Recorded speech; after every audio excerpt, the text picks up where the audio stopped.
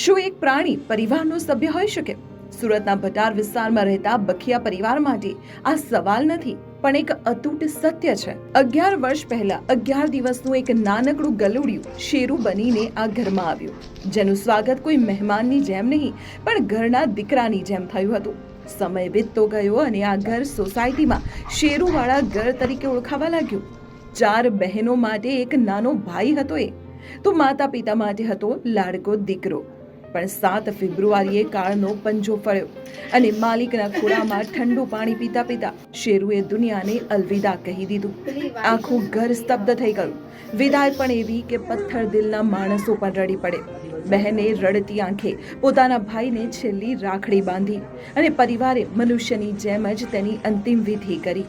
આ અંતિમ વિધિનો વિડીયો આજે સોશિયલ મીડિયામાં વાયરલ થઈ રહ્યો છે. એક શ્વાન માટેના આ પ્રેમને લઈને તમારું શું કહેવું?